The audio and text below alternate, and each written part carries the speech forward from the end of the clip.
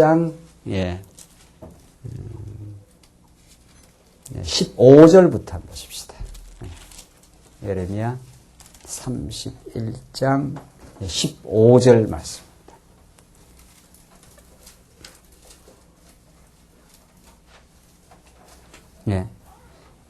우리 하나님의 말씀 예레미야 31장 15절 말씀입니다. 이 차이신 줄 알고 봉독 드리겠습니다. 나 여호와가 이같이 말하노라. 라마에서 슬퍼하며 통곡하는 소리가 들리니 라헬이 그 자식을 위하여 애곡하는 것이라. 그가 자식이 없으므로 위로받기를 거절하는도다. 나 여호와가 이같이 말하노라. 내 소리를 금하여 울지 말며 내 눈을 금하여 눈물을 흘리지 말라. 이 내 일에 갚음을 받을 것인즉 그들이 그 대직의 땅에서 돌아오리라. 여호와의 말이니라. 나 여호와가 말하노라. 너의 최후의 소망이 있을 것이라. 너의 자녀가 자기들의 경내로 돌아오리라. 에브라임이 스스로 탄식함을 내가 정령이 들었으니 이러기를 주께서 나를 징벌하시며 멍에 익숙지 못한 송아지 같은 내가 징벌을 받았나이다. 주는 나의 하나님 여호와시니 나를 이끌어 돌이키소. 그리하시면 내가 돌아오겠나이다. 18절까지 우선 봉독드렸습니다. 우리 지난 시간 조금 시간이 오버돼 가지고 15절부터 다시 정리를 좀 해가도록 하겠습니다. 오늘 본문 말씀은 오늘 본문 계속 이어지는 말씀은 이제 예레미야스 말씀 가운데 하나님께서 뽑으시고 심으시는 여호와 하나님을 지금 증거하는데 이 전반부의 후반부입니다. 지금 우리 후반부 말씀에 우리가 진입한 건데 30장부터 에브의 애가까지 그 예레미야 끝까지부터 뒤에 예레미야 애가가 붙어 있는데 거기까지가 심으시는 여호와 하나님입니다. 참 이게 성경이라는 게 얼마나 그 단순하고 명쾌하며 그래서 그 깊이가 있습니다. 진리가 복잡하지 않습니다. 성경이 전개될 때 여러 가지 내용이 많고 방대하기 때문에 그 표면적으로 봤을 때 뭐 복잡한 내용이 전개되는 것 같아도 그걸 압축하고 정리를 하고 나면은 이렇게 성경의 메시지가 명쾌합니다. 정말. 그래서 우리가 머리가 복잡했던 머리가 아주 그 실타래가 막 얽혀갖고 이 얼기설기해서 어떻게 그도 잡지를 못하는 그런 형국에서 아주 질서 있게 그 실타래가 풀려나가고 처음과 끝이 분명하고 그 의미가 투명해지는 그것이 진리의 말씀입니다. 그만큼 하나님 말씀을 들으면 우리의 그 복잡한 빗나간 생각들이 성경의 말씀에 의해서 교정 작업이 일어나면서 하나님 중심으로 내 마음과 생각이 딱 정리가 됩니다. 그때 우리는 명철을 얻었다.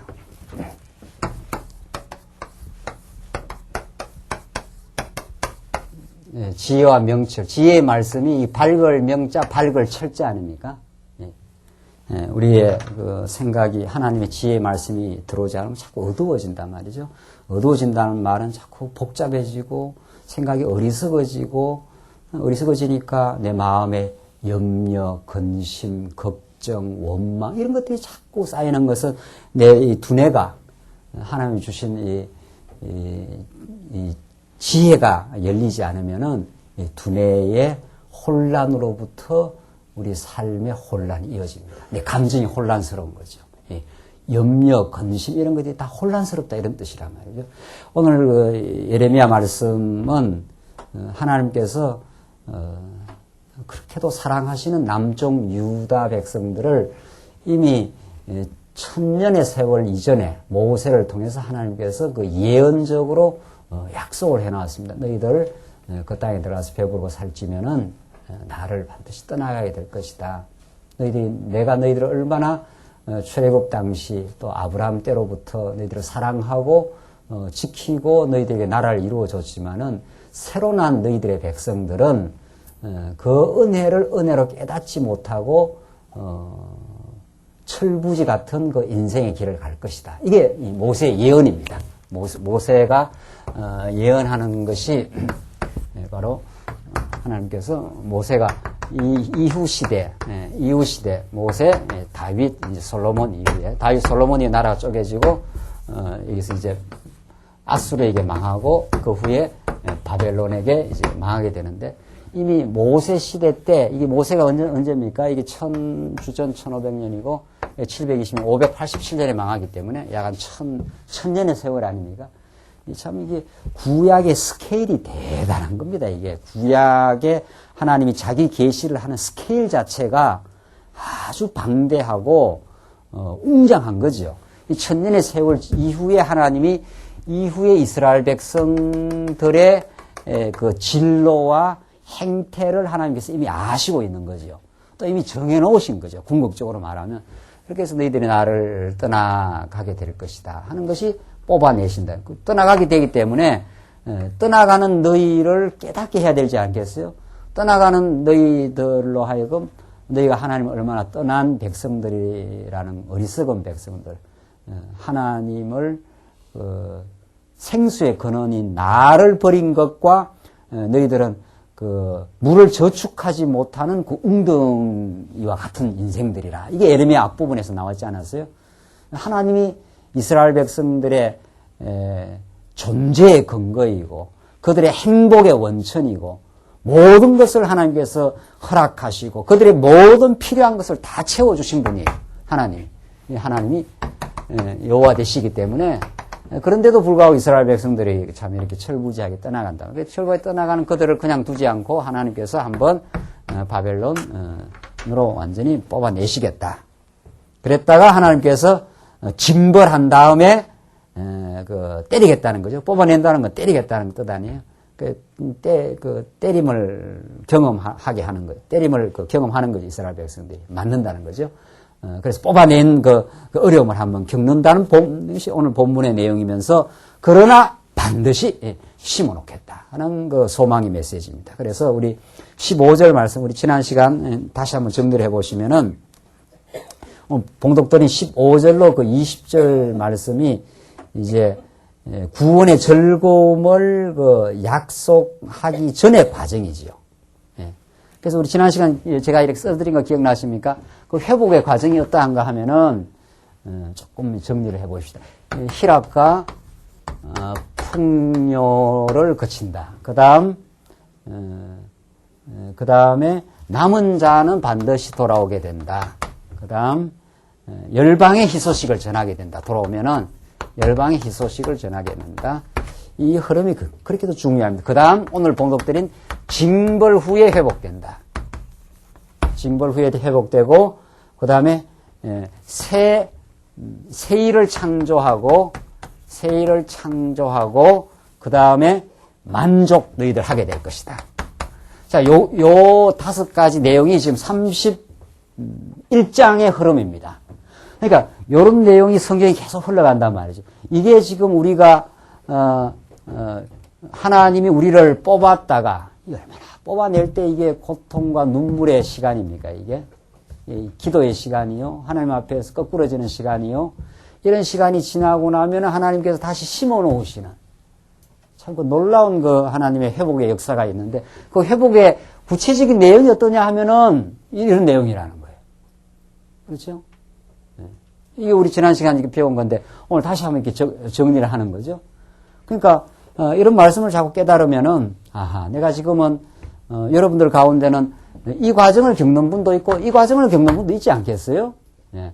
이건 계속 사실은 반복적으로 겪어가는 겁니다. 반복적으로 이렇게 겪어가는 건데 우리가 눈물의 과정, 뽑아낼 때의 그 아픔, 그 참 마음의 고통 이런 걸 겪는 분도 있고 그런 걸 어떤 한 사이클이 지나가면서 하나님이 나를 심겨 놓으시는 새롭게 우리를 회복하시는 그런 것이 우리의 삶의 과정입니다. 사실은 그 과정인데 그게 큰 그 스케일로 될 때도 있고 우리 삶의 작은 스케일로 이렇게 반복될 때가 있단 말이죠. 어쨌든 하나님께서는 공고와 형통의 이 양 그 축을 가지고 섭리를 하시는데 회복의 과정이 어떠한가? 심으시는 과정이 어떠한가 하면 이런 과정이라는 거죠.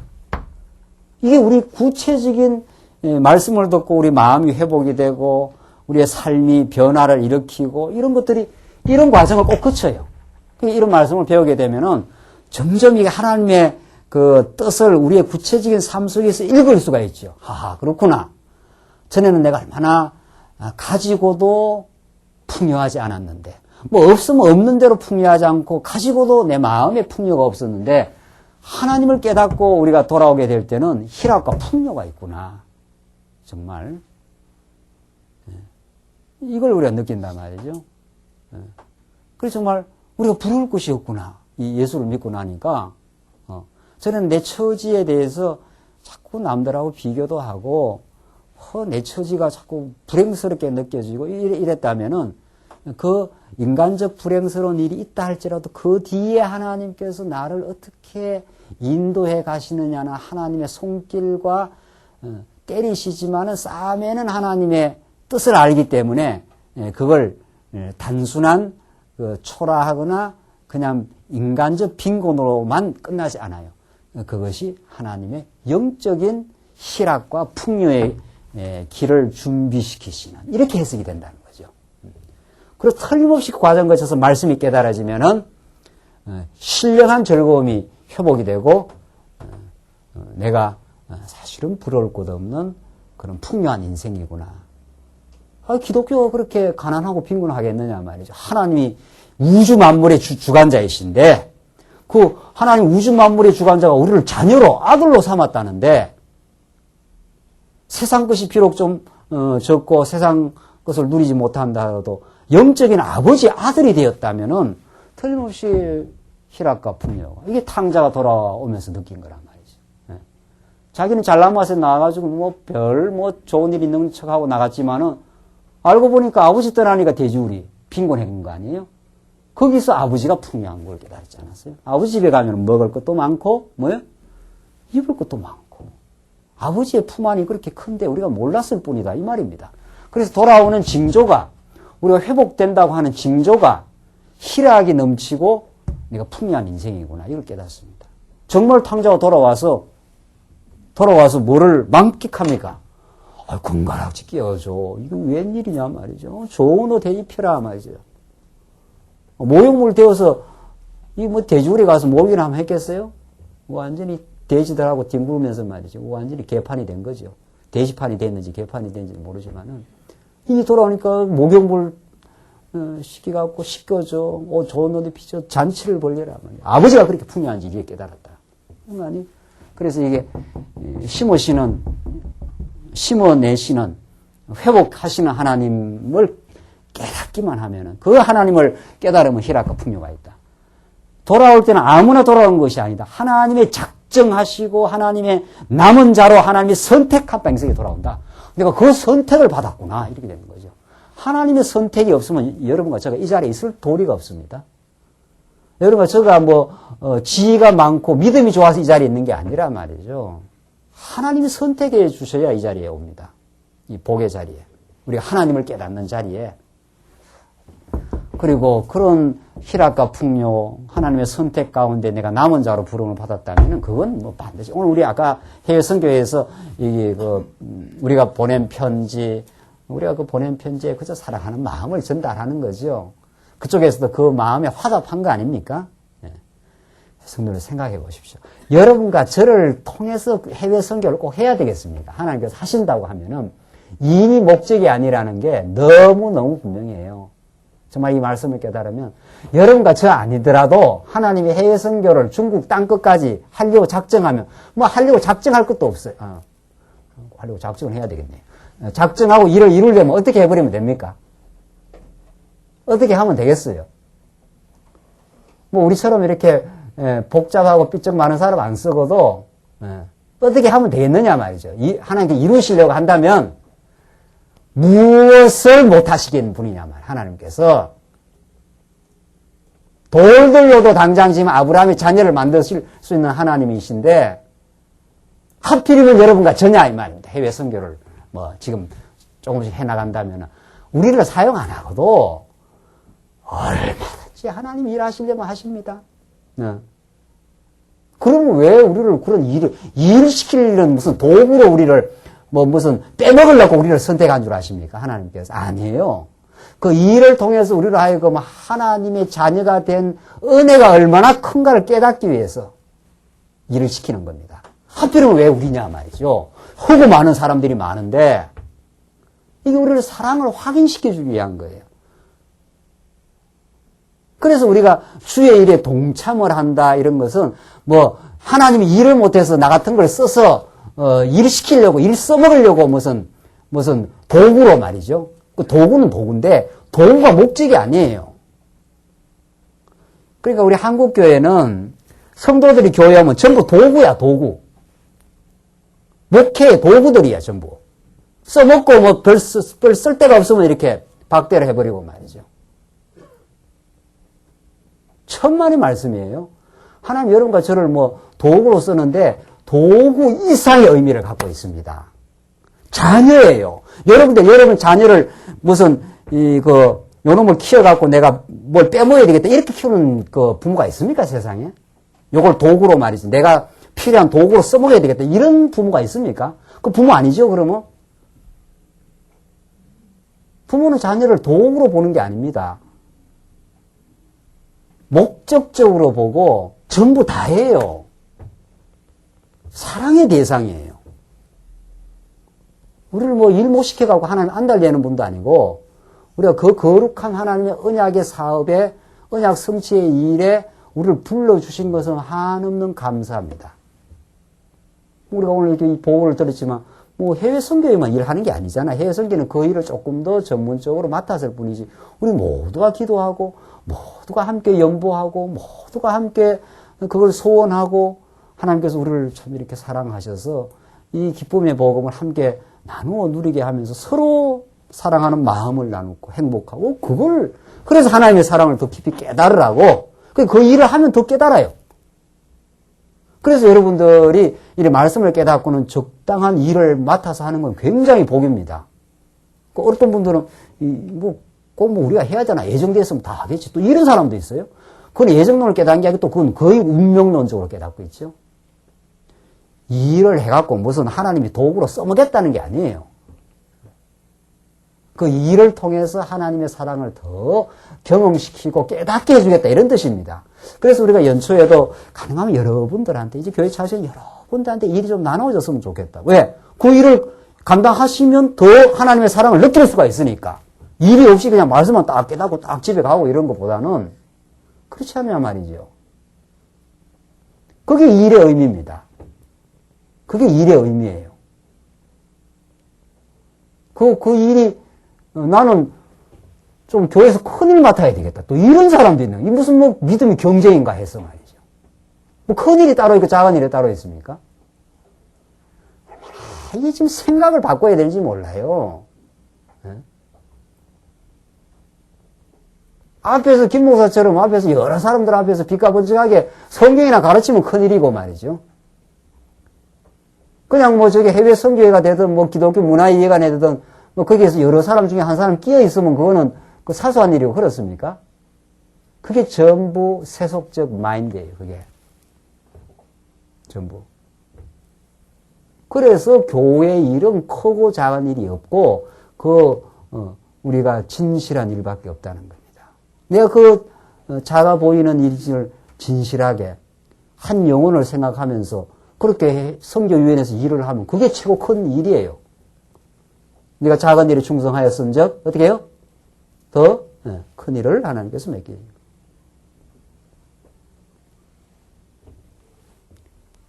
그래서 하나님께서 풍요를 주시면 열방의 희소식을 이걸 그래 전하지 않고는 못 되게요. 이걸 정말 정통으로 깨달아버렸다. 그냥 골수에 이 말씀이 들어왔다 하면은 그냥 못 있습니다. 그냥 있는다는 게 그 비정상이에요.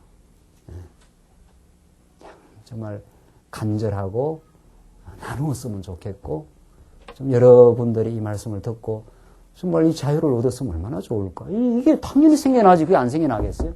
그 다음 오늘 본문이 바로 이 징벌이에요. 하나님께서는 그저 옹냐옹냐만 해주지 않습니다. 아주 어릴 때는 젖먹고 깐난할 때는 옹냐옹냐 해주지만 좀 크면은요 이게 철들 만한 때가 됐는데도 잘 어리석을 하면 그 다음에 때려요. 사랑의 채찍을. 그게 징벌입니다. 그래야 우리가 인간이 되지 않겠어요? 나이가 좀 들어가고 말이지. 청년의 길을 지나가는데도 계속 그냥 부모 의존적이고 말이죠. 예. 지 할 일을 찾아서 안 하고 그러면 어떻게 하겠냐 말이에요. 그 징벌을 좀 해야 되지 않겠어요? 사랑의 채찍을. 너는 이제 클 만큼 컸어 말이지. 이제는 너 동생도 좀 돌보고 해야 되지 않겠어? 이렇게 나간단 말이야, 아버지가. 부모가. 너는 의중한 건 크지 않았냐 말이죠. 이렇게 나가게 돼 있어요. 언제까지나 먹고 그냥 어린애 노릇 할 거냐 말이죠. 그게 징벌이에요. 징벌. 때린단 말이죠. 매를 들어가지고 오늘 본문이 그거예요. 15절 보십시오. 나 여호와가 이같이 말하노. 라마에서 슬퍼하며 통곡하는 소리가 들리 라헬이 그 자녀를 위하여 애곡하는 것이라. 그가 자식이 없으므로 위로받기를 거절합니다. 슬픔의 날이기 때문에 하나님께서 때리겠다. 정신 못 차리니까. 내가 애굽에서부터 너희들을 건져내어서 광야 40년을 너희가 지키고 너희들을 그 약속의 땅으로 집어넣고 풍요한 복을 줬지 않았는가? 그런데도 불구하고 너희들이 하나님께 영광을 돌리지 않고 계속해서 너희 영광을 위해서 살아가면은 내가 한번 두들겨 패겠다 이 말이거든요. 그래서 슬퍼할 날이 한번 온다. 한번 아버지를 떠난 그 고통의 시간을 한번 경험하고 뜨끔할 날이 있을 것이다 이 말 아닙니까? 16절 나 여호와가 이같이 말하노라. 내 소리를 금하여 울지 말며 내 눈을 금하여 눈물을 흘리지 말라. 내 일에 갚음을 받을 것인즉 그들이 그 대적의 땅에서 돌아오리라. 여호와의 말이니라. 통곡받을 때가 있고 이제 다시 돌아올 날이 있으니까 통곡하고 잘 깨닫고 돌아올 때는 눈물을 이제 머금고 다시 그 대적의 땅에서 돌아오는 날을 소망하라는 거죠. 17절 나 여호와 말하노라. 너의 최후의 소망이 있을 것이라. 있잖아요. 하나님이 징벌은 해도 징벌은 처벌하고 다르다 그랬죠. 처벌은 행위의 대가로 때려버리는 거예요. 그거는 다시는 회복이 없어요. 그러니까 판사들이 잘못하면 불러갖고 너 범죄했기 때문에 이번에 그 안양에 어린애들 그 토막살인 났지 않았어요? 그건 어떻게 해야 돼요? 우리 심정 같으면 그거는 한 10번 더 찢어 죽여버려야 될 것 같아요. 부모는 그렇지 않겠어요? 그건 처벌이에요. 그거는. 이게 애를 갖다가 말이죠. 어른도 아니고 말이죠. 무슨 그런 사람 무슨 큰 건 무슨 정신병이 있거나 하겠죠. 그게 처벌이에요. 이 일에 대한 응당한 처벌을 시켜버려야 된다. 사설에서 지금 아주 격하게 나오더라고요. 격한 것도 아니겠죠. 부모 입장에서는. 그 잡으면 죽여버려란 말이지. 그건 아주 산산조각 내버려라. 다시는 그런 일이 안 일어나도 이게 처벌입니다. 그 부모 마음은 이건 찢어지는 거죠. 옷까지 다 사놨다는 거 아니에요? 돌아오면 학교 보낸다고 말이죠. 이 기가 막히는 현실 말이죠.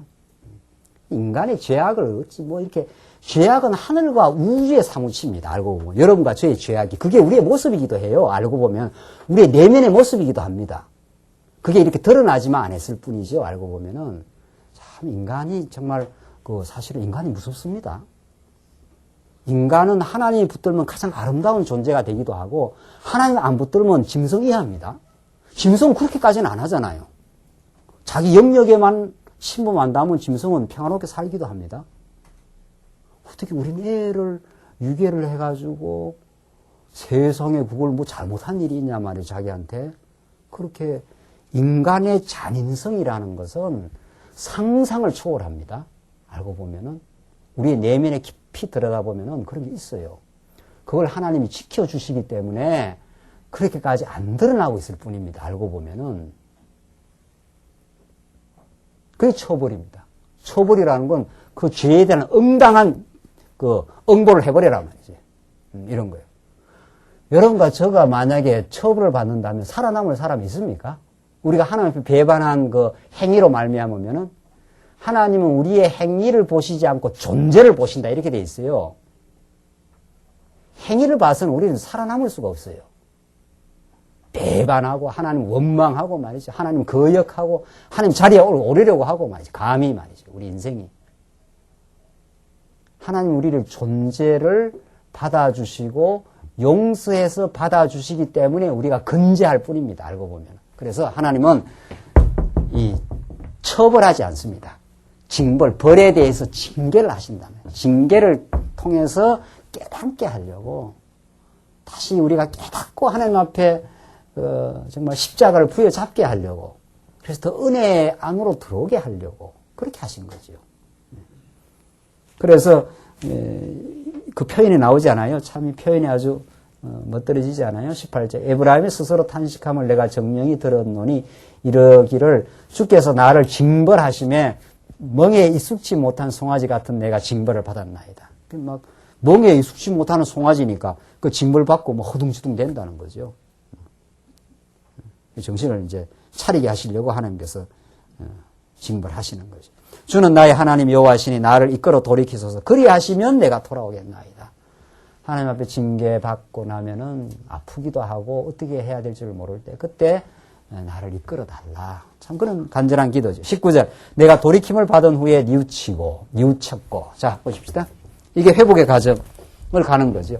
자 회복의 과정에는 희락과 풍요와 즐거움을 전하는 이런 일만 있는 게 아니고 징벌받고 회복의 과정에 뉘우침이 있는 거 아니에요. 그렇죠? 이런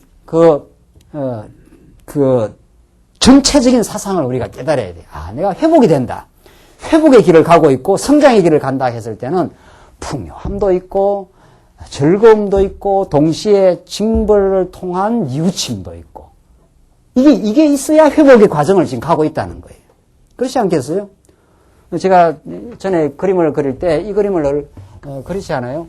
어떤 한 과정에서 다음 과정으로 성장할 때는 반드시 5가지 과정을 그대로 거칩니다.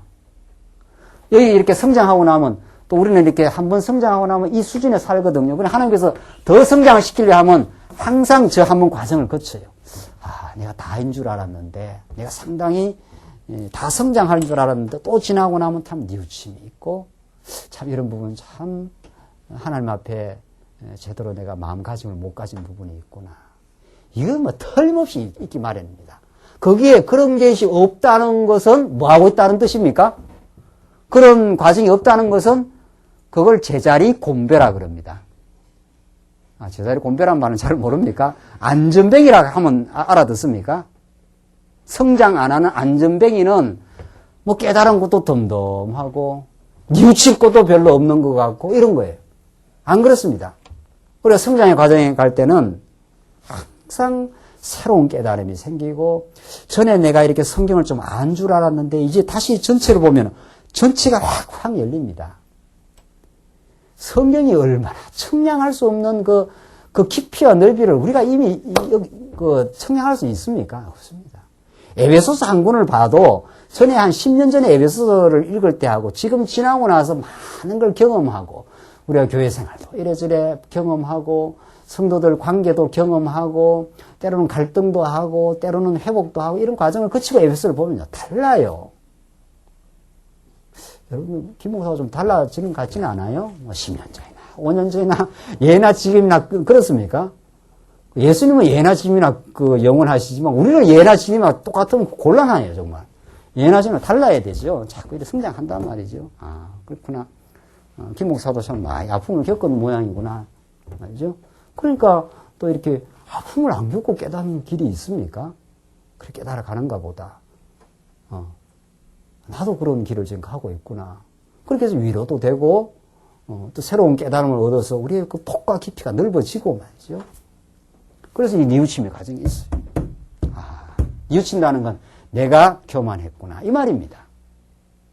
내가 자고했구나 그 말이에요. 아하, 이거 내가 상당히 하나님 앞에서 자고했구나.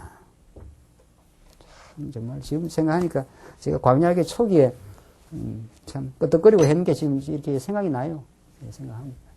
그냥 뭐 우주의 진리를 깨달은 것처럼 이리지 내뛰고 있는데 지금 생각하니까 우주의 진리는 고사하고 말이죠. 아, 깨달았긴 깨달았어요, 조금. 근데 지금 생각하니까 아이고 참 부끄럽게 한이 없고 말이죠. 그때 그 시절에 말이죠. 지금도 뭐 한 10년 지나면 안 그렇게 했어요, 지금도. 제가 그걸 벌써 예언을 했어요. 제가 10년 전인가. 아마 한 10년이 지나고 나면 한 50대가 되면 제가 40대 초반에 그런 이야기를 한 것 같은데 한 10년 지나고 나면 한 20년 지나고 나면 지금 제가 말씀 깨닫고 지금 내가 확신을 가지고 전하는 거하고는 그 깊이와 넓이가 뭐 굉장히 달라질 것이라 그렇게 예측을 했는데 그냥 맞아요, 그게. 틀림없어요. 그게 감사한 일이죠. 왜? 성장이 돼 가야 지난날이 이렇게 뉘우침도 되고, 지난날이 반성도 되고, 이렇게 되는 겁니다. 이 자리에 맨날 있는 사람은 뭐 뉘우칠 것도 없고, 성장감도 없고, 그러니까 뭐 뜨거움도 없고 그런 거예요. 안 그래요? 이 말씀은 제대로만 깨달으면은 뜨겁고 말이죠. 열망이 있고, 새로움에 대한 호기심이 있고 말이죠. 그래서 뉘우침도 있고, 그렇습니다. 하나님 앞에 그대로 뉘우치고, 정말 자고했던 거 있으면 고백하고 말이죠. 얼마나 우리가 마음에 또 새로움을 얻고 전진할 수 있느냐. 19절, 내가 돌이킴을 받은 후에 뉘우쳤고, 나오잖아요. 내가 교훈을 받은 후에 내 볼기를 쳤사오니, 내가 교훈을 받고 내 볼기를 쳤다는 거 아니에요. 하하, 이런 모습이 내가 참 어리석었구나. 그때 이제 성장의 길을 가는 거 아니에요. 그게 고침을 받는 거 아니냐 말이죠. 이는 어렸을 때의 치욕을 징고로 부끄럽고 욕됨이니이다. 참 어렸을 때의 치욕 때문에 부끄럽고 욕된 일이 많았구나. 지나고 보니까 그때는 굉장히 막 잘난 줄 알고 뭐가 잘한 줄 알았는데 지나고 보니까 똥 싸고 좀 쌌구나 뭐 그런 말이죠. 에브라임은 나의 사랑하는 아들 기뻐하는 자식이 아니냐. 내가 그를 책망하여 말할 때마다 깊이 생각하노라. 그러므로 그를 위하여 내 마음이 척언한즉 내가 반드시 그를 긍휼히 여기리라. 여호와의 말이니라. 하나님께서는 징벌하고는 꼭 긍휼히 여겨줍니다. 우리가 매를 맞고 나면 막 울고 힘들고 하거든요. 아프고. 하나님 때리시고 또 우리를 긍휼히 보시고 싸움해 주시고 말이죠. 참 정말 이 하나님의 놀라운 사랑이 있는 거예요. 그래서 21절 넘어가시면 오늘 계속 새 일을 창조하며 돌아갈 때 만족합니다. 이제 그 회복의 클라이막스예요. 그렇죠? 회복의 클라이막스 새 일이 창조된다는 거예요. 네. 전혀 우리가 알지 못하는 세계가 열린다는 거예요. 이렇게. 이건 여기까지 우리가 성장했으면 여기까지만 아는 거거든요. 하나님에 대해서 또 자신에 대해서. 그런데 이 성장의 길을 가면 전혀 새로운 세계가 열려요. 성경에 이런 말씀이 있었는가? 이런 깊이가 있었는가? 내가 그런 존재였던가? 이런 게 깨달아진다는 거예요. 그때 우리는 굉장한 기쁨과 만족이 있는 거죠. 그 만족이 있다고 그러지 않았어요? 보십시다. 나 만군의 21절 처녀 이스라엘아 너를 위하여 길표를 세우며 길에 표식을 세워요. 너를 위하여 표목을 만들고 표시입니다. 전부 다. 표목을 만들고 대로 곧 내가 전에 가던 길에 창념하라. 돌아오라. 내 성읍들로 돌아오라. 패역한 따라 내가 어느 때까지 방황하겠느냐. 여호와가 새 일을 세상에 창조하였나니 곧 여자가 남자를 안으리라. 이 따뜻하게 안아주는 날이 있다는 거죠. 새 일을 세상에 창조를 하겠다. 어느 때까지 방황하겠는가. 지금 이스라엘 백성들 역사를 말하면은 이걸 지금 거론하는 거예요. 이걸. 하나님께서 다윗 솔로몬을 통해서 이 좋은 3대 언약을 다 이루어서 나라를 이루어줬는데 이 백성들은 하나님을 기억하고 하나님께 영광을 돌리고 하나님이 일을 이루었습니다라고 감사하지 않고 우상을 섬기는 거예요. 그 욕망을 따라간다 이 말 아닙니까? 로마스 표현대로 말하면은 창조주보다 피조물을 더 섬기고 자기 욕구대로 살려고 하고 말이죠. 어느 때까지 이렇게 방황하겠느냐 지금. 이 방황하는 이스라엘 백성들에 대한 외침입니다. 예레미야가. 하나님께로 돌아오라. 하나님 안에 너희의 만족과 모든 것이 있지. 너가 너 욕구를 아무리 충족하려고 해도 그게 방황이지. 그게 욕구 만족이 안 된다. 우리 오늘 오전 시간에 그 가정에 대한 메시지를 우리가 공부하잖아요. 이게 지금 다 연결이 돼요. 주 안에서 만족이 있는데 이게 지금 우리가 복음을 깨닫는 그 관계인데 여기서 만족 얻으려면 언제나 욕구 불만이에요. 채워줄 사람이 없어요. 하나님이 그렇게 하질 않아요. 그런데 우리는 그렇게 기대를 한다고요. 언제나. 저 남편을 만나면 저 아내를 만나면 내 모든 욕구를 채워주겠지. 그걸 잘못된 기대, 죄악된 기대라고 합니다. 그걸. 예수 안 믿는 사람들이야. 또 우리가 예수를 믿었어도 복음을 잘 몰랐을 때야 그럴 수 있는 거예요. 그게 방황이에요. 거기서 채우려고 하면 그게 방황이라 한단 말이에요, 성경은. 여기서 만족해. 이 말이거든요. 내가 너를 위해서 십자가에 아들을 주었지 않았느냐? 뭘 더 이상 어디서 만족을 얻으려고 그렇게 기대를 하고 하느냐 말이죠. 기대를 했기 때문에 뭘 하는 거예요? 기대를 하니까 원망을 하고 또 뭘 하고 낙심을 하고 말이죠. 이거 지금 우리가 예레미야의 예언의 메시지를 쾅쾅 정통으로 받아버려야 돼, 이제는. 자꾸 비스듬하게 받지 말고 집에 가서 생각하지 말고 지금 그냥 깨달아버려요. 어디에서 여기서 충족 안 됩니다. 천하 없는 남편, 천하 없는 아내를 만나봐라, 보란 말이죠. 너는 그렇게 못 만나서 그런가 보다 말이죠. 그렇습니까, 정말? 성경이 그렇게 말한 적이 없어요. 안 된다는 거예요, 안 돼. 천하 없어도. 천하 없어도. 이래서 오늘날 가정이 힘들어지는 거예요, 전부. 이 세속적 가정이. 안 돼요, 안 돼. 무슨 수로 한 인생의 그 욕구를 채워줘요? 안 돼요, 안 돼요. 그러면 막 삭막하게 살아나. 그 말이 아니에요. 여기서 주 안에서 만나기 때문에 주님을 깨닫는 하나님의 귀한 사람일 뿐입니다. 남편이든 아내든. 그러니까 주 안에서 뭐 하라고 한 거예요? 복종하라는 거예요. 하나님을 생각하고 하나님을 믿는 마음으로 바라보라, 이런 뜻이에요. 남편을 보든 아내를 보든 저쪽이 내한테 잘해주면 내가 잘해주겠다, 이 말이 아니란 말이죠. 이 신앙 아니에요. 성령 충만, 신앙생활은 기도원 가서 뭐 소나무 불이 붙들고 하는 게 아니에요. 오늘 집에 가서 하시는 일이에요. 집에 가서 너무도 일상적인 삶을 통해서 집에 가서 하시란 말이죠. 그리고 이 말씀을 깨달으면 그리고 힘이 나요. 지혜도 나고. 맞아, 말이 내가 틀렸어. 뉘우쳐야지요. 하하, 내가 이거 하나님보다도 남편을 하나님보다 아내를 통해서 내가 만족을 얻으려고 했구나 말이죠. 그거 뉘우치는 거죠. 내가 이게 빗나갔구나 말이죠. 빗나가면 뭐 볼 거 없어요. 인생은 하나님 중심으로 살지 않고 빗나갔다 하면 그건 뭐 코스가 딱 정해. 빗나가면 어디로 들어가는 거예요? 이거 빗나간 거거든요. 그럼 어디로 가요? 딱 바벨론 갑니다. 그걸 대주리라고 그럽니다. 볼 것도 없는 거예요, 그거는. 김무선, 이거 뭘 알아서 자꾸 그러느냐? 제가 알아서 그래요. 성경이 그렇게 가르치는 거예요. 망도불변의 진리가.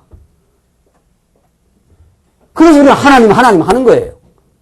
진리하고. 여기 가야 돼요, 여기. 이분을 깨달아야 돼요. 하나님이 예수를 보냈어요. 십자가에다 못을 박아가지고 한없이 우리를 사랑했어요. 한없이 아내를 사랑했다니까요. 우리 아내 된 사람 혹은 남편 된 사람에게 이 최고의 사랑이에요. 더 이상의 인생의 가치가 없는 거예요. 그걸 깨닫기 시작하면은 남편을 대하는 마음이 달라져요. 이제 사람 관계하는 방식이 달라져요. 달라져야 되지 않겠어요? 믿었다면은. 안 믿을 때나 똑같이 사람을 볼 때마다 저 사람이 왜 나한테 안 해주나. 그렇게 기도를 하고 그렇게 자기 욕구 충족을 저 상대방을 통해서 하려고 하면은 만족이 되겠어요?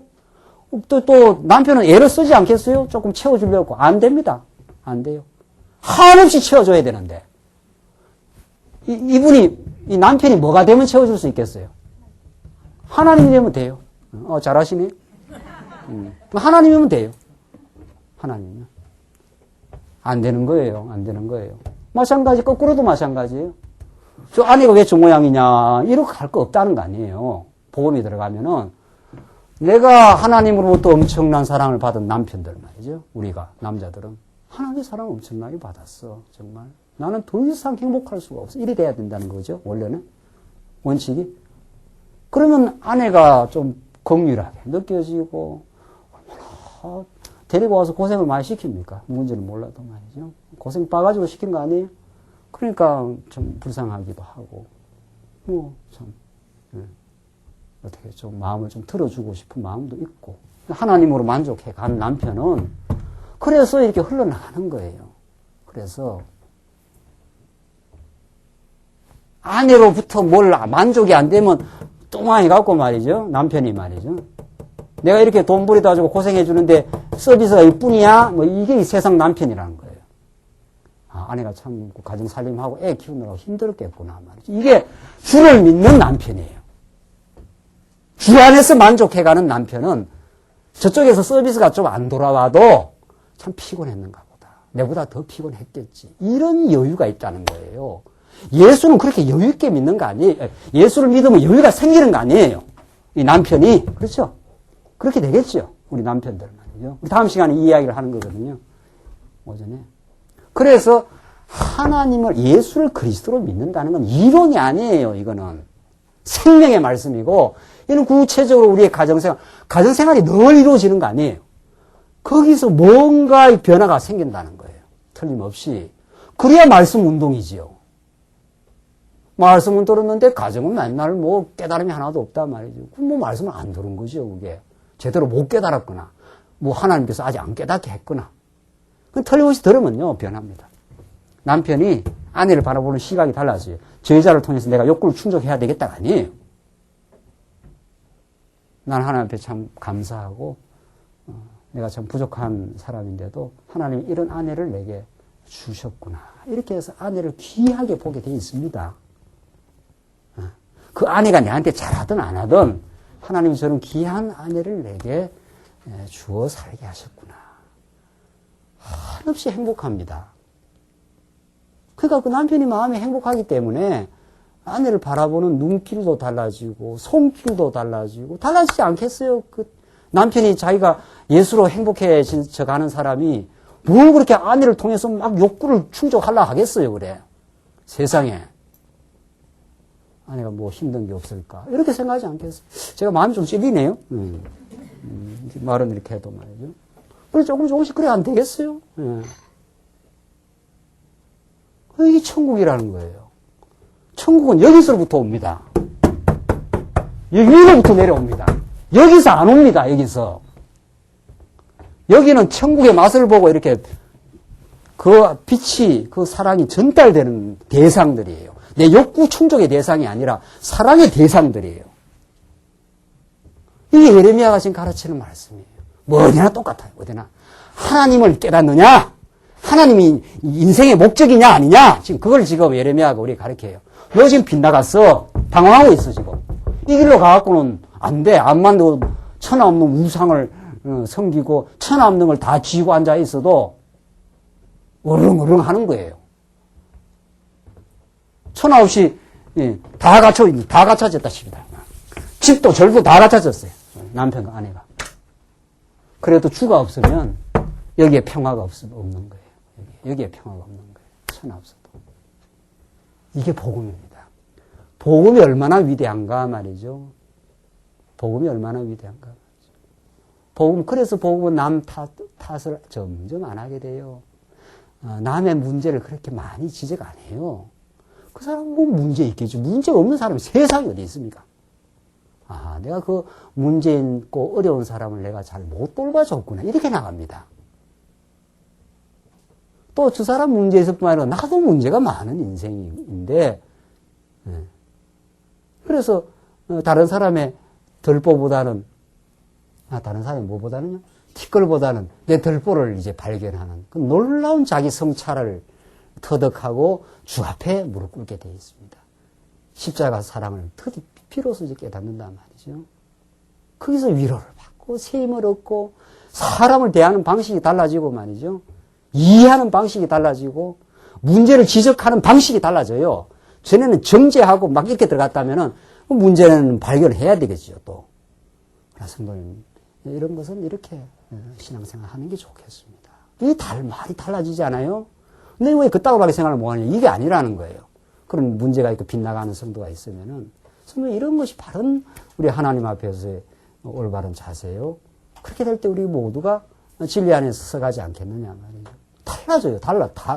다르지 않겠어요. 이름 예수를 생명을 그냥 송두리째 우리 받은 사람인데 말이죠. 오늘 예레미야서는 어느 때까지 방황하겠느냐? 이게 쾅쾅 우리 마음에 울리는 메시지 아니냐 말이에요. 우리가 방황할 때가 많거든요. 방황이 길거리 방황이 아니에요. 하나님을 떠난 게 방황이에요. 하나님을 떠나서 뭔가 행복을 찾으려는 게 방황이란 말이죠. 없어요. 안 돼. 성경은 안 된다고 그래요. 돌아오라 하잖아요. 돌아오라. 하나님께로 돌아와야 그게 방황이 종식되고 관계가 회복되고 말이죠. 어느 때까지 방황하겠는가? 여호와가 새 일을 세상에 창조하였나니 곧 여자가 남자를 안으리라. 이 새롭게 안는 역사가 일어난다. 회복 역사가 일어난다. 하나의 비유예요. 새 일을 세상에 창조하겠다는 거 아닙니까? 23절. 내 망군의 여호와 이스라엘의 하나님이 이같이 말하노라. 내가 그 사로잡힌 자를 돌아오게 할 때에 그들이 유다 땅과 그 성읍들에서 다시 이 말을 쓰리니 곧 의로운 처소여 거룩한 산이여 여호와께서 내게 복 주시기를 원하노라 할 것이며, 이 사로잡힌 자를 돌아오게 할 때 이 의로운 처소라. 이게 하나님이 정해놓은 약속의 땅인데 너희들이 여기서 아주 바빌론에 가서 아주 안 있는다. 너희들을 한번 징벌하기 위해서, 깨닫게 하기 위해서 했을 뿐이지 돌아오고야 만다. 지금 그 말이거든요.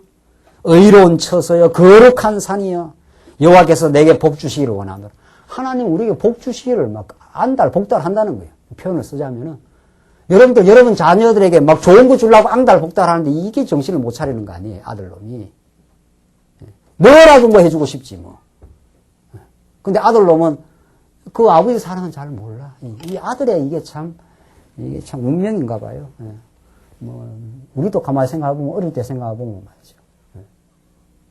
우리 부모님들이 한없이 해주고 한없이 해줘도 이 자식놈은 말이죠. 그 해준 거는 온데간데 없고 뭐 안 해줬나 싶어갖고 말이죠. 이 딸년들은 말이죠. 시집 갈 때 말이죠. 더 빼먹으려고 난리지도. 딸년이란 말이 너무 과하게 나갔네. 아들놈, 딸년, 마찬가지예요. 그 자식의 존재 방식이 그렇다는 거예요. 자식이라는 건 어쩔 수 없어요. 사랑은 그냥 부모 사랑을 위해서 퍼붓기 때문에 부모는 뭐 한없이 해주고 싶지 뭐, 한없이. 못해줘서 안달이지 뭐. 우리 하나님이 그런 마음입니다.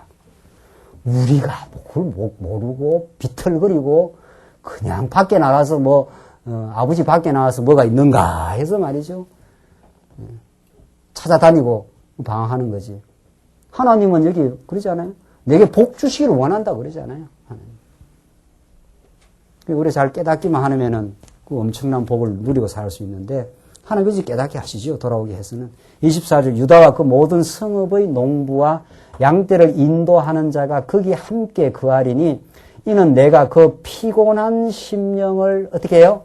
만족해 하며 물론 슬픈 심령을 어떻게 한다고요? 상쾌케 하였음이니라 하시기로 내가 깨어버리 내 잠이 달았더라.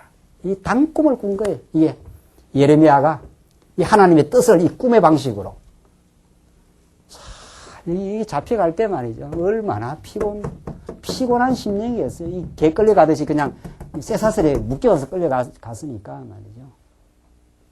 그게 우리가 죄의 종로로 한다 이런 뜻입니다. 하나님을 떠나서 세상으로 만족하려고 발부둥 치는 방황을 지금 말하는 거거든요. 그래서 피곤한 겁니다. 사실은 우리가 육체로 피곤한 거는 잠만 푹 자면 거뜬합니다. 알고 보면 어디가 우리를 더 피곤하게 하는 것만 정신이 우리를 피곤하게 합니다. 아십니까? 정신이. 육체는 잠만 한 4시간만 푹 자도 사실은 깨어난 겁니다. 그런데 인간이 자면서도 전도서 말씀에 따르면은 자면서도 쉬지 못한다 그랬어요. 여러분들 이 의식이라는 것이 제가 전에도 이렇게 그렸지 않았어요? 이 의식 있지 않아요? 이 무의식인데 의식은 이거 지금 의학자들이 연구한 바에 따르면 5%밖에 안 됩니다. 이 95% 이상이 아마 95%보다 더 많을 겁니다. 의식 이렇게 우리가 생각하는 거 있지 않아요? 생각하는 거 그 밑에 무의식의 세계가 우리를 움직입니다. 알고 보면은. 그러니까 이 의식이라는 것은 내가 어떤 생각이 이렇게 떠올랐다 이런 것이 여기서 이쪽에 영향을 주면 이런 생각이 떠오르는 겁니다. 어떤 사람을 보면 괜히 기분 나쁜 거 있죠? 어떤 사람을 봤는데 그게 의식의 작동이 아닙니다. 무의식의 세계 속에서 어떤 사람 스타일이 내한테 괴로움을 준 사람이 있어. 그러면 그런 스타일이 딱 등장하면 싫은 거예요. 그럼 자기가 왜 싫은지를 모르는 거예요. 어떤 사람 보고 싫은 거예요. 자기가 모르는 거지요, 지금. 그건 모르는 게 그 밑에 무의식의 세계가 의식에다 작동을 하면은 그렇게 되는 겁니다. 그 밑에 뭐가 들어있다 그랬어요? 죄가 들어있어요. 그 밑에. 자기도 모르는 거예요, 지금. 왜 내가 미워하고, 왜 어떤 사람을 좋아하고, 어떤 사람을 막 이렇게 하고, 관계를 그렇게 맺는지 모르는 거예요, 자기가. 이 밑에가 작동을 하기 때문에. 지금 제가 뭐 이야기 하다가 지금 꼬리를 놓쳤어요. 중요한 이야기를 하다가 꼬리를 놓쳤는데, 인간의 의식이라는 그 밑에 이 엄청난 세계가 있기 때문에 자기가 자기를 모른다는 거예요.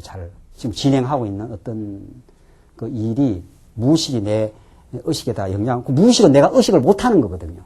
근데 자기도 모르게 어떻게 되는 거 아니에요. 그래서 안 되는 줄 알면서 어떻게 해요? 왜 그랬을까 하는 게 그런 말입니다. 이거 안 되는데 하면서 그 일을 자꾸 하고 있는 거거든요. 그럼 왜 그랬어요? 만약에 의식적으로 내가 판단할 수 있으면 안 되는 일이라고 안 하면 될 거 아니에요. 무의식이 내 영향을 주고 있고 그 밑에 뭐가 주고 있고 죄가 영향을 주고 있기 때문에 하나님과 같이 되고자 하는 죄가 꿈틀거리면 내 생각이 그걸로 휙 움직이는 거예요. 이걸 정리하신 분이 누구예요? 예수가 그리스도란 말이 이걸 정리해 준다. 이 죄를 붕괴시켜버리고 정리해버리고 우리를 하나님의 의식으로 만들어주는 거거든요. 그럴 때 내가 질서가 서고 하나님에게 사로잡힌 질서 있는 삶이 됩니다. 그때부터는. 그래서 얼마나 우리가 위로부터 자꾸 말씀의 공급이 내려오느냐, 말씀이 말씀으로 이렇게 내려오느냐가 이 죄를 정복해 들어가는 이제 구체적인 생활 가운데서 자꾸 남편을 의지하고 아내를 자기의 욕구 대상으로 삼는 건 무의식의 작동이에요. 죄의 작동이란 말이죠. 근데 위로부터 말씀이 자꾸 이렇게 내려오면은 이게 달라져요. 내 생각이. 남편을 바라보는 생각이. 아내를 바라보는 생각이. 저 영혼이 하나님이 보내셨구나. 이렇게 된다는 거죠.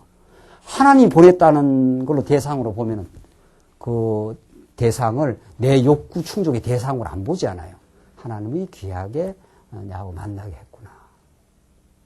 이렇게 된다는 거죠. 그렇게 해야 내가 좋다 나쁘다는 내 중심의 의식이 상당히 사라집니다. 하나님이 내한테 가장 귀한 사람을 하나님을 배우고 의지하기에 귀한 사람으로 주셨다. 이렇게 되기 때문에 내 마음에는 좀 안 들을지 몰라도 이 일을 통해서 하나님 앞에 나아갈 수 있게 하셨다. 이렇게 되기 때문에 훨씬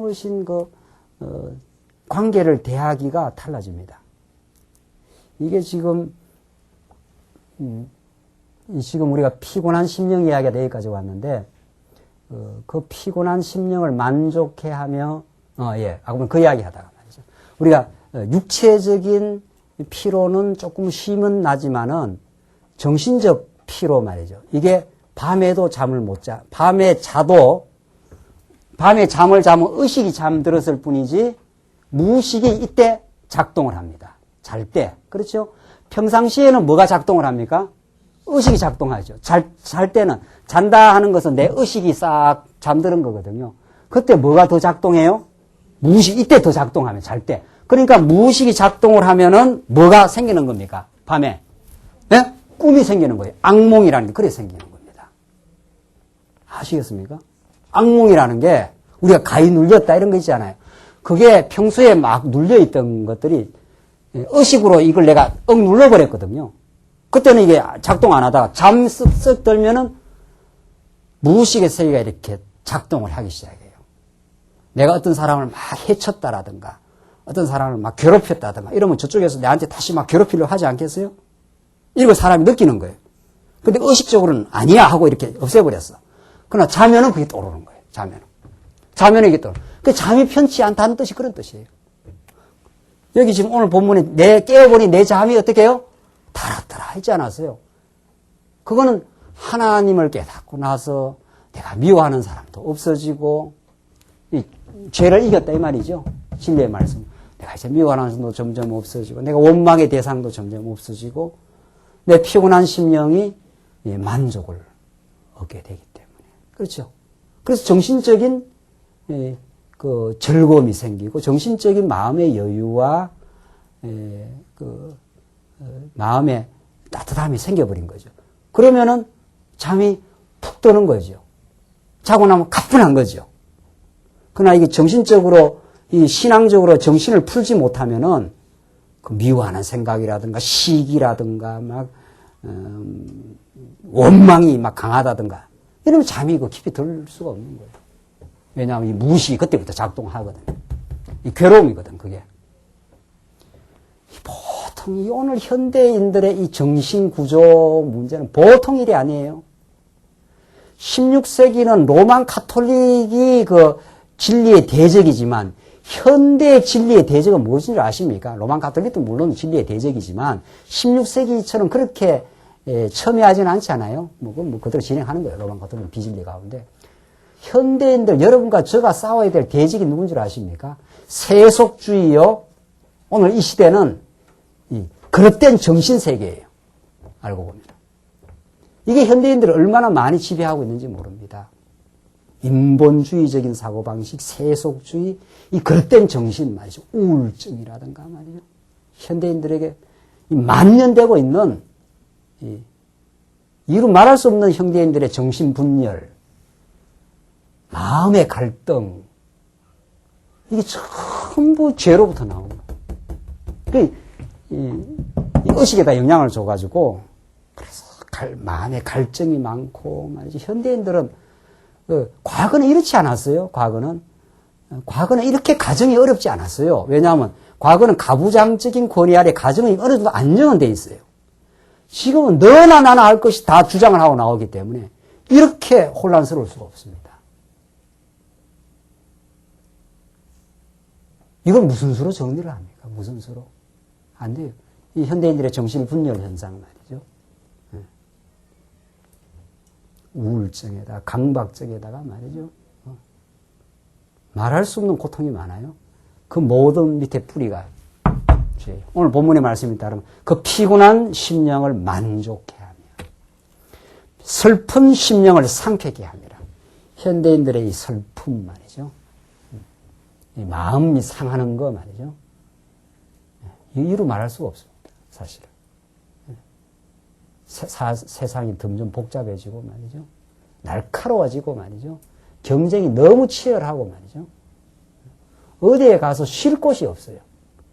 하나님께서 오늘 우리 예레미야 말씀을 통해서 정말 새 일을 창조하시고 정말 복 주시기 원하는 하나님이 우리에게 복을 주셔서 정말 우리가 이 각박하고 복잡한 세상을 살지만은 정신적으로 많은 스트레스가 있을 수밖에 없는 오늘의 현실 속에서 하나님께서 우리를 만족해 하시고 쉼을 주신다 이렇게 되어 있습니다. 예.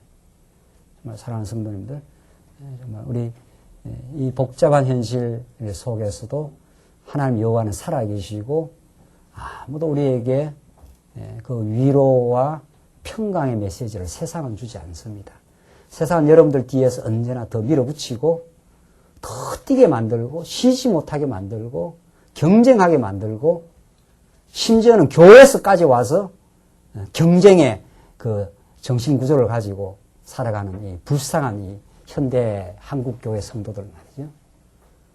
세상은 그렇다 치더라도 교회 와서는 쉼을 얻고 위로가 있고 정말 복잡한 정신구조가 하나님의 말씀에서 잘 정리가 되고 말이죠. 맞습니다. 내가 틀리게 생각했습니다. 내가 남편으로서 아내를 잘못 이해했습니다. 정말 그런 우리 뉘우침이 정말 있기를 바라는 거죠. 아내로서는 내가 남편에 대해서 왜곡되게 생각했습니다. 잘못된 기대를 가지고 불쌍한 남편을 많이 덜볶았습니다. 고생하는 아내를 내가 많이 무시했습니다. 이런 우리의 뉘우침이 정말 우리 필요한 거죠. 그때 우리는 회복의 역사를 갑니다. 정말 하나님 내가 틀렸고 내가 빗나갔고 내가 방황했고 내가 기대해서는 안 되는 대상에게 그릇된 기대를 했었고 그래서 관계가 힘들어졌습니다. 내가 이제 주와 회복되기를 바라고 하나님 앞으로 돌아가기를 바라고 그런 나의 회복을 통해서 우리 지체들에게 우리 가족 구성원들에게 새로운 정말 관계 회복이 일어나면서 하나님이 살아계심을 정말 깊이 느끼시는 승리하시는 여러분 되시기 바랍니다. 기도하십시다.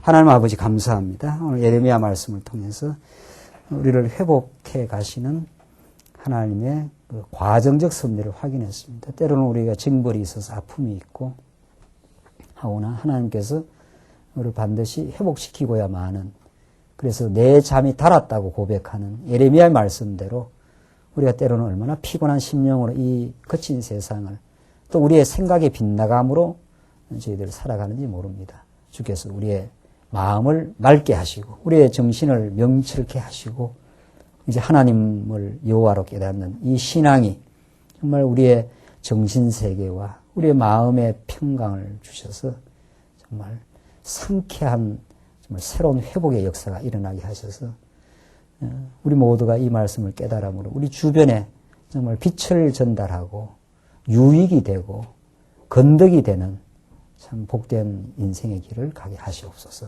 예수님 이름으로 기도하옵나이다. 아멘.